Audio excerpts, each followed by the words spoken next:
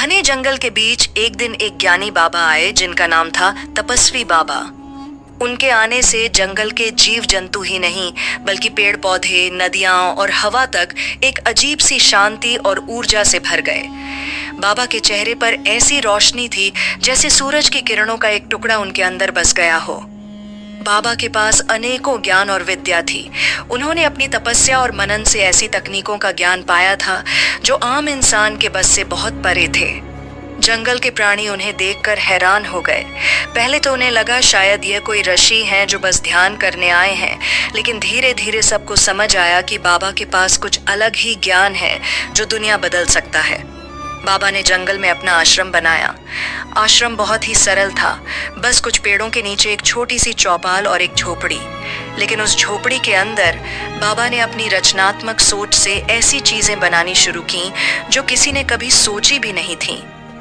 बाबा ने जंगल के पेड़ों की लकड़ी और पत्तों का इस्तेमाल करके पहला यंत्र बनाया जो हवा से पानी खींचकर एक बर्तन में इकट्ठा कर लेता था। ये देखकर सब प्राणी चकित हो गए, क्योंकि जंगल में कभी कभी गर्मी के दिनों में पानी की बहुत कमी हो जाती थी। लेकिन बाबा के इस यंत्र से सबको हमेशा मीठा पानी मिलने लगा।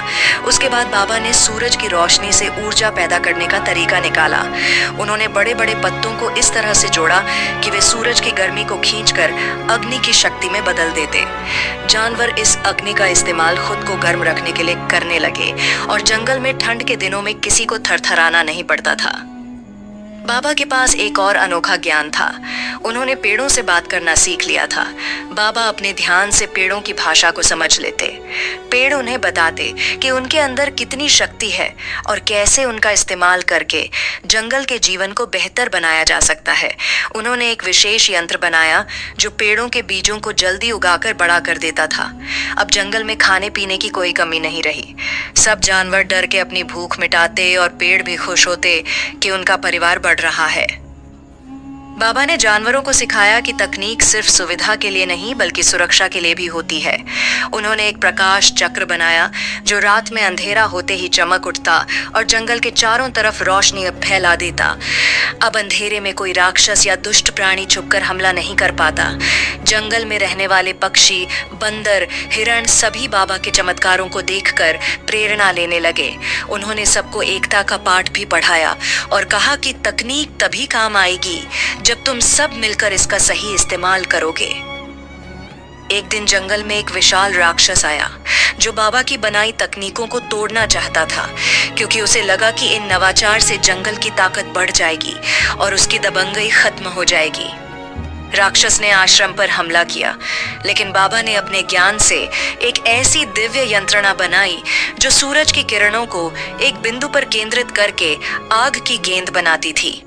उसने राक्षस को दूर भगा दिया और जंगल के प्राणियों को समझाया कि तकनीक का सही उपयोग इंसान या प्राणी को सुरक्षित रखता है, लेकिन इसका गलत इस्तेमाल खतरा भी ला सकता है। धीरे धीरे बाबा के बनाए उपकरण और तकनीक जंगल का हिस्सा बन गए। हर पेड़ पर पानी इकट्ठा करने वाले यंत्र लटकने लगे। सूरज की रोशनी से ऊर्जा पैदा होने लगी और रात को प्रकाश चक्र से पूरा जंगल रोशन हो जाता। बाबा ने पक्षियों को सिखाया कि पत्तों से हवा के झूले बनाएं जिससे गर्मी में सबको ठंडक मिले। उन्होंने बंदरों को सिखाया कि लकड़ी और बेलों से पुल बनाकर एक पेड़ से दूसरे पेड़ तक आसानी से जा सकें, और हिरण को सिखाया कि सूरज की रोशनी से चलने वाली गाड़ी बनाकर लंबी दूरियां तय करें। जंगल का हर प्राणी बाबा की शरण में आकर कुछ नया सीखने लगा और धीरे धीरे जंगल एक ऐसा नगर बन गया जहां प्रकृति और तकनीक का सही मेल था। पेड़, नदी, जानवर सब एक दूसरे के साथ संवाद करके जीवन को बेहतर बनाते। बाबा अक्सर कहते थे कि तकनीक तभी सफल है जब वह प्रकृति को नुकसान पहुंचाए बिना सबकी सेवा करे। उनके ये शब्द जंगल की नीति बन गए। सालों बाद जब बाबा अपनी अंतिम साधना के लिए तैयार हुए तो उन्होंने सब जानवरों को बुलाकर कहा, मैं जा रहा हूँ, लेकिन मेरी तकनीक और मेरा ज्ञान तुम सबके पास हमेशा रहेगा।